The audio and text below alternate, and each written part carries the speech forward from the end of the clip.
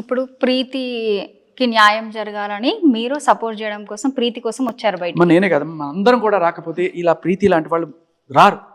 ఇలా ఎక్స్టార్షనిస్టులు వీళ్ళకి ఇదే పని, ఇలా కేసులు పెట్టడం ఎక్స్టార్షన్. కానీ ప్రీతి అలా కాదు కదా, ఎవడి మీద కేసు పెట్టలా, ఎవడిని ఎక్స్టార్షన్ చేయట్లా.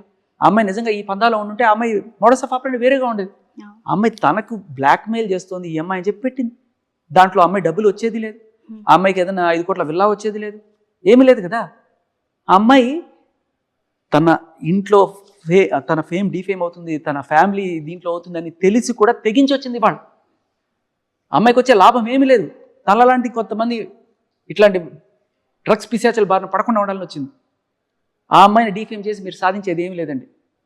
ఇట్స్ మీ ఎథిక్స్ అంతే. రాజ్ తరుణ్ లావణ్యకి ఫ్లాట్ ఇస్తాను, మీకు నెలకి ఎంత కావాలో నేను ఇస్తాను అని కూడా చెప్పడం జరిగింది. అది ఎంతవరకు కరెక్ట్ అంటారు? మా అవుట్ ఆఫ్ హ్యూమానిటీ గ్రౌండ్స్ అంటే మేబీ నేనేమనుకుంటానంటే అది ఈవిడ చెప్తుందా ఆయన చెప్పాడో నాకు తెలియదు. ఒకవేళ కనుక ఈవిడ 45 రోజులు చెంచల్గూడ జైల్లో ఉండొచ్చింది.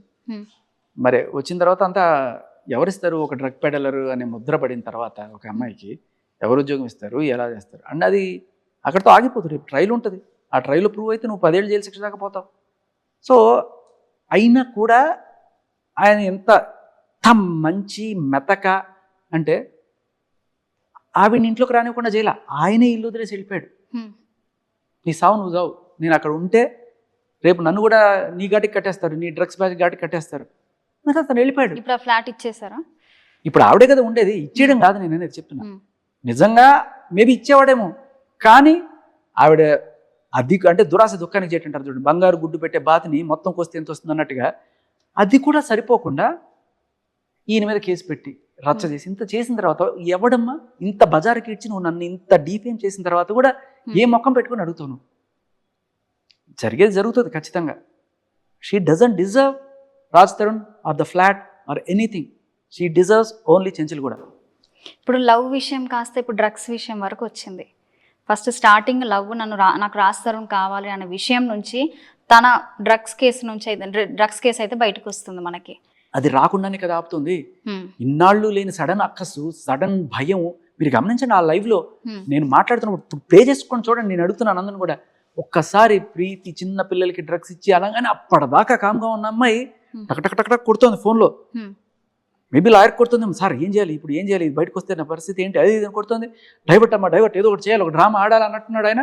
వెంటనే పెద్ద డ్రామా షురూ చేసి.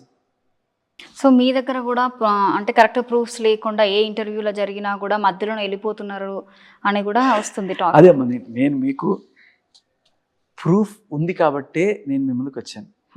ప్రూఫ్ లేదు కాబట్టే వాళ్ళు డ్రామాలు ఆడుతున్నారు, చెప్పుతో కొట్టడం కానీ లేకపోతే బూతులు మాట్లాడడం కానీ. ఎందుకంటే ఎప్పుడైతే నీలో పాయింట్ ఉందో నువ్వు పాయింట్ మాట్లాడతావు. నేను ఎక్కడైనా వాళ్ళలాగా బూతులు మాట్లాడడం లేకపోతే ఇవన్నీ లేవు కదా. వాళ్ళు చేస్తున్నారు ఎందుకంటే వాళ్ళు ఓడిపోతున్నారు, వాళ్ళకి అర్థమవుతుంది సీన్. ఆయన ముందు తెలుసో తెలియకో ఒప్పుకున్నాడు, ఒప్పుకున్న తర్వాత ఏదో రకంగా సపోర్ట్ చేద్దాం అనుకుంటాడు. ఇప్పుడు ఆయన మాట్లాడే భాష వల్ల ఆయన డిఫేమ్ అవుతున్నాడు. నన్ను ఏదో 4 తిట్లు తిట్టేశాడని చెప్పి ఆయన సంబరపడచ్చు, కానీ ఆయన 4000 తిట్లు తిట్టుతున్నారు కింద కామెంట్స్లో. ఇదేం భాష, అందరూ సభ్య సమాజం ఉమ్మేస్తుంది. ఇదే నువ్వు చదువుకున్న ఒక లాయర్ చేసే పనే ఇది. ఎవడయ్యా వీడికి లాయర్ ఉద్యోగం, లాయర్ పట్టా ఇచ్చిందని చెప్పి అందరూ అంటున్నారు ఇవాళ. సో నేను అదే అంటున్నాను, ఇప్పుడు ఆయన లాయర్ కావచ్చు, రేపు కోర్టుకి వెళ్తారు, కోర్టుకి వెళ్ళినప్పుడు ఇదిగోండి దీనికి ఏం సమాధానం చెప్తారని చెప్పి ఎఫ్ఐఆర్ తీసుకొచ్చి అడుగుతారు. యారా డాష్ డాష్ డాష్ అని అవతల పక్క లాయర్ని తిడతావా, నువ్వు సమాధానం చెప్తావా? ఇప్పుడు నువ్వేం చేస్తున్నావు నేను అడిగితే, నువ్వెవడరా అడగడానికి, నువ్వెవడరా అడగడానికి? నేనేం కోర్టులో అడగట్లేదు కదా, నువ్వు మీడియాకి వచ్చావు, నేను మీడియాలో అడుగుతున్నాను. చేతనైతే సమాధానం చెప్పు అంటే మీరు అంటున్నారు. ఇప్పుడు ప్రూఫ్లు లేకుండా అంటున్నారు. మరి ఇవన్నీ ఏంటమ్మా? ఆడియో రికార్డ్స్ బయట విన్నారు కదా, ఆడియో రికార్డ్ మళ్ళీ వినిపించండి. ఇంత క్లియర్ కట్గా.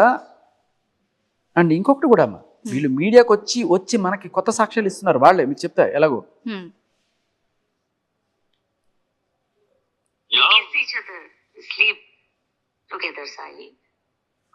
ఒకటి షేర్ చేసుకుంటున్నాం ఏంటి, ఫ్రెండ్షిప్ కంటే ఎక్కువ ఇంటిమేసీ ఉంది.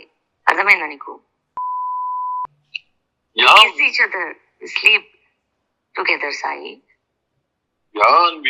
నాకు తెలిసే టైం లేట్ అయింది. అంటే నీకు ఎలా చెప్పాలో నాకు అర్థం సో ఇది మస్తాన్ సాయి వాయిస్ అని ఎలా తెలిసింది మనకి అంటే వాళ్ళే ఒక రోజున వాళ్ళు ఒక టీవీ ఛానల్లో మస్తాన్ సాయిని పిలిపించి మాట్లాడించారు సేమ్ వాయిస్.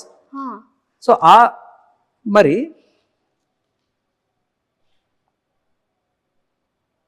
అదేందో మరి నువ్వు దూరం వెళ్ళటం వల్ల లేకపోతే ఈ వాస్తు మారటం వల్ల ఎమ్మటిని అసలు ఎక్కడెక్కడెక్కడెక్కడ కేసులు నిందలో నా మీద ఉన్న చెడులు మొత్తం ఒక్కసారిగా పడతాయి. సారీ సారీ ఎందుకు ఆ కేసు సారీ కాదు, నేనే సారీ. నాకు నోటి దోల ఎక్కువ, అది దోల మరి ఏందో సరికి ఎందుకు నాకు ఎంత సరికేజమో ఏం చూసుకొని గుర్తుపడిపోతుంది. నేను నచ్చలేదు కదా నీకు?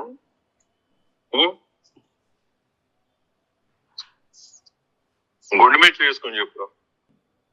నా గుండె నీ దగ్గర ఉంది సాయి, నా గుండె నీ దగ్గర ఉంది, ఎలా వేసుకోను?